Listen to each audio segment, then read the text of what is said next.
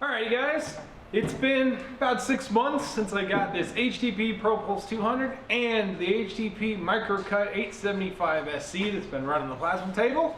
And time to do a 6-month review now that I've had experience with these and can tell you what I think of them. Okay, so one thing, full disclosure, because I believe in that. This machine was originally Peter Zila's. He gave it to Doug over at SV Seeker, and Doug passed it on to me, so I didn't buy this machine, but HTP didn't give it to me either. The Microcut875sc plasma cutter, HTP did provide to me so that I could give this review to you guys. No money changed hands beyond that. This is not a sponsored review, and HTP hasn't had the chance to preview this before I published it. Full disclosure.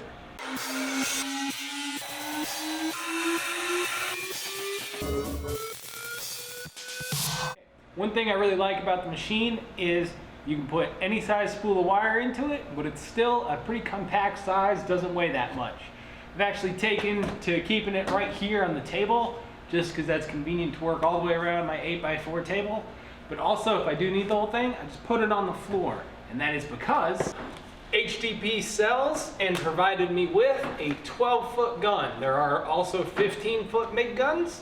And of course, you can get these for a bunch of different manufacturers. In fact, HTP sells parts for all sorts of brands. But this gun has allowed me to move and work all the way around the table without having to worry about where the machine is or dragging a cart around. So, features of this machine. I'm going to link to a video here in the cards and in the description where Peter Zila and Chucky2009 explained a lot of the features of this machine. I'm a big fan of it, and that video is going to do a better job than I can all day. A couple of the big points I like about this machine are: one, it's going to show you the thickness of material you want after you select a program, which says what material you're welding on, your wire size, and what gas you're using. That readout will give you basically the machine will do this weld in the worst situation possible, where everything's cold, you're welding an outside fillet. You know, that is the maximum settings in a bad situation. So you can be assured that if the machine says it can do that thickness, it can do that thickness, and I have had no experiences where that wasn't the case. So the big thing with everybody that I've talked to who has used this welder, whether they've come to visit me at my shop or I've taken it to them on my Big Maker road trip, is the arc is so smooth. Oh, it just lays down such a nice weld. Man, it's super smooth. Oh, no, you know what I'm talking about, right? You used the old welder that I was using before, and then you were here when we upgraded to this, right? Yeah. Big difference? I mean, like, I don't know a whole lot about it, but it definitely feels a lot smoother. But that's a really important thing. Is somebody who doesn't know all the little details of how to improve your weld, you know, all the upslopes, downslopes, burn back, all of that, and the machine is still so much smoother. I know that sounds really simplified, and there are better videos out there going into the details, including that one from Chucky and Peter Zila. So here in my shop, we're mostly working with 10, 12, and 14 gauge steel. Occasionally we're going a little bit thinner, every once in a blue moon, a little bit heavier. So you would think, I don't really need that beastly of a machine, and you're right. But what this machine lets me do is have anything that walks in the door be handled by one machine. I can switch over and start using aluminum. I do have a separate gun for that, which is nice. These Binzel style guns, they just switch out in all one operation. There's nothing really all that complicated about them. With the pulse functionality of this machine, in both single and double pulse, I can put in the heat I need for a weld to be solid, and then using the off cycle of that pulse function, not be adding any more heat than I need to, so I don't melt away thin metal. And at the same time, I can take pulse off and ramp the machine all the way up and weld on 1/2-inch plate all day long. So one thing I was a little concerned about when I first got the machine was that the drive roll is just a single roller and it's not driven on the other side.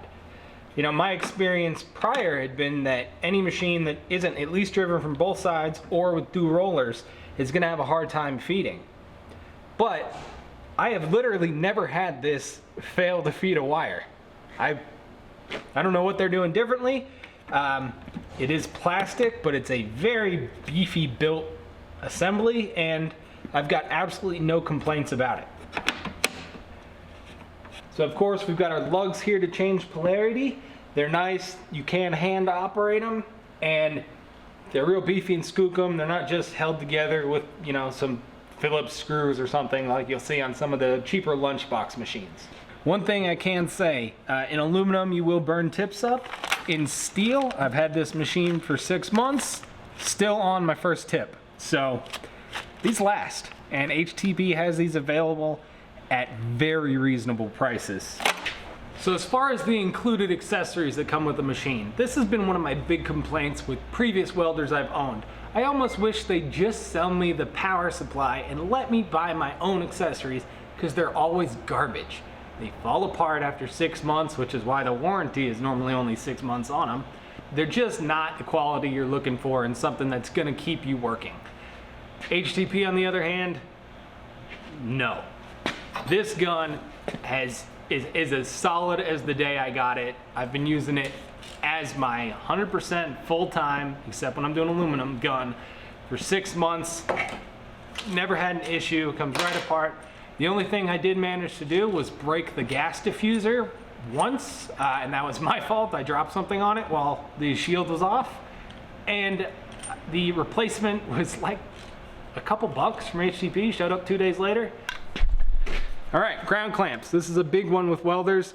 You're gonna get cheap little stamped metal pieces. Look at this, stamped metal piece, right? You'd think I wouldn't like it. This is the original. It's a couple years old, no complaints. It's all held together real well. It's seen some abuse, as you can tell. It's got the braided copper wire, and that stuff is still functioning as good as the day it was brand new. Good accessories. It's certainly not a machine-specific thing, but these magnetic MIG gun holders are great. They're from Jimbo over at Jimbo's Garage, and I've been loving mine, keeping the gun from getting beat up. So the machine's got this big fan here in the front and another in the back, and those fans only ramp up and run as needed. Little thing, but big improvement in the shop not having to listen to that. So as you look at the ProPulse 200, you can see the duty cycle sticker back here. The big one for me is that under 120 amps, 20 volts, you're looking at 100% duty cycle. 90% of what I do is in that range. I have never actually been able to overtemp this machine in use. I did it once just to see what it would take, and it took about 8 minutes of welding with the machine at full bore to get it to actually go through a thermal protection cycle. Okay, so I'm not gonna go easy on the ProPulse 200. I do have a complaint. Power switch is on the back side because they sell it in Europe too. Any welder you find that they're selling in Europe is gonna have the power switch back here. It's kind of annoying, but what are you gonna do? Second issue I had with this machine is the gas fitting has come kind of loose in there, and I really don't want to take it apart to tighten the back of it. You know, if that's the list of complaints you got, that's not bad. Okay, so the plasma cutter itself, pretty simple, standard type of machine. They all look fairly similar. We've got the on-off button here, a manual and CNC switch here, and a nice little waterproof cover. There's a reset button, and then your amperage adjustment here, as well as readouts for any error codes you have, and to let you know you have good power and good air. So, let's go through it. Okay, so you can see the condition the machine lives in. I'm not babying this, this is real shop. On the back, we've got the built-in air regulator and water filter, and then a second inline one that I threw in there just because I have it. Got the CNC port down here. This whole system's being fed through this manifold here, which includes another water oil separator, as well as there's an intercooler on my air compressor, and I have an air dryer down here. To be honest, about half the time I don't have that turned on, so it's not something you have to get great performance out of this machine. It runs on just a standard plug like you'd expect for everything else. Nice and easy to work with, and that cord's nice and long, which I did appreciate before I moved the machine over here.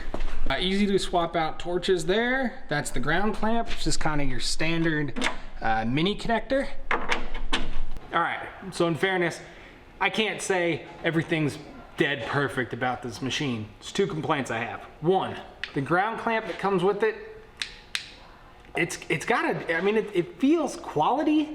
It's got a lot of spring to it, but it's just, I can't put my finger on why I don't like it, but I'm just not a big fan of it. It's probably plenty good enough. It's been plenty good enough for me. I'm not gonna replace it, especially when it just lives here in my machine setup. But I think if I was using this in a hand cutting situation, I'd probably upgrade the clamp, as well as get a longer one. So you're gonna be changing it out anyway. Second complaint about this machine, and I believe this is a required safety thing, so it's not HTP's fault, but I'm gonna say it anyway. When you turn this machine on, you have to hit the reset button before it'll work. What are you gonna do? All right, so CNC Plasma Table. Of course, a big chunk of your quality and your cuts is gonna be the table. It has to not have backlash, it has to move at the right speeds, but best table in the world with a bad plasma cutter, not gonna do you any good. This is the Temco TM70 machine torch that HTP provided with the machine. Had absolutely no complaints about it. Works great. I did 3D print out some adapters so that this thing would work with my plasma table. Let's go through the consumables on it, because that's a big part of running a plasma torch. It's pretty easy to replace the consumables here. Don't drop them in the water though. So we've got the shield cup body that screws to the torch. It's really convenient to be able to just take the whole thing out. The shield cap, these attach up like that. God, like that. The electrode, I prefer to change my electrode out every time I change my tip out, just because it's not worth potentially having a bad cut somewhere. But every once in a while you just mess a tip up. So I buy these 4 electrodes for every 5 tips. So I just checked my stock in my supply room, and in the 6 months I've had this machine, I have put 47 sheets of steel through the table, mostly 10, 12, 14 gauge, and I have used 19 tips and 17 electrodes. So the consumables last on average about 3 sheets each, which is pretty good in my experience. So your tip is gonna go on the end of your swirl ring. The electrode goes down in like that. The whole thing drops into here. Then you can just screw it back onto the torch and you're good to go. Another godsend for me is that this torch does fit the Hypertherm 45 consumables. So if I don't have any, if I've forgotten to order, I can run down to a local store. If they don't stock HTP, they are probably going to stock Hypertherm, and pick up some consumables. So there are 2 real indicators of quality with a plasma cutter. The first is pierce reliability and keeping the arc lit. Got all my skeletons here from some recent cutting. Let's go through.